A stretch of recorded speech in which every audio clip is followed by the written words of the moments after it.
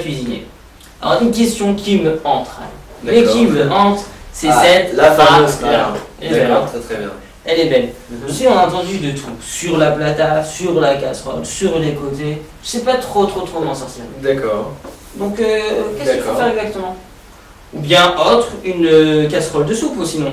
Une casserole de soupe, quelle en serait qu'est-ce qu'on pourrait faire pour mettre sur la plata? Pour la réchauffer en fait pendant Shabbat. C'est ça. D'accord. Donc il faut une petite introduction pour cette question. Donc pour tout ce qui concerne les plats cuisinés. Donc déjà on a un avantage, c'est que Rav Ovadia Yosef Shlita permet de déposer des casseroles directement sur la plata. Étant donné que la plata n'est pas un ustensile pour réchauffer que l'on utilise en semaine, il n'y a aucun problème à déposer directement sur la plata des casseroles pendant Shabbat. Ça ne ressemblerait pas à cuisiner pendant Shabbat, il n'y a même pas d'interdit d'ordre rabbinique. Super. Maintenant, il y a un deuxième principe fondamental qui en fait est qu'une fois qu'un plat a été cuisiné avant Shabbat jusqu'à son niveau maximum de cuisson, par exemple le niveau habituel, il n'y aura plus de problème de le recuire pendant Shabbat, donc de le remettre à chauffer pendant Shabbat. Donc, par conséquent, les plats secs, ici, comme par exemple ce plat de riz, qui est totalement sec, et il a déjà été cuisiné depuis avant Shabbat, donc pendant Shabbat, ce sera totalement permis, sur la plate. même s'il est à une température inférieure à 45 degrés. Très bien. Maintenant, d'autre part, on a les plats qui sont liquides, comme ici, c'est vrai que ce sont des boulettes de viande, mais on voit quand même que la sauce est en grande quantité. Donc, ici encore une fois, il va falloir évaluer la température.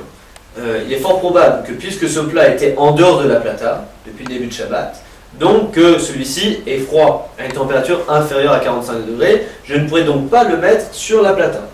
Ça consisterait à transgresser l'interdit de cuire pendant Shabbat. Maintenant, après cette introduction, on est apte, je pense, à répondre à ta question.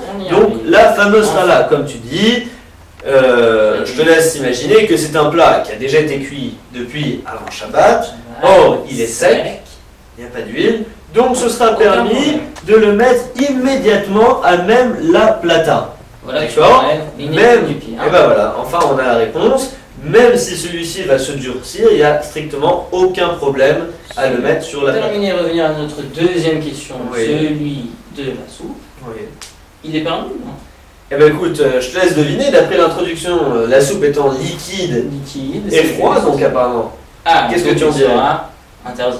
Voilà, tout à fait. À partir du moment où c'est à une température inférieure à 45 degrés, je ne pouvais pas déposer cette soupe pendant Shabbat sur la plata.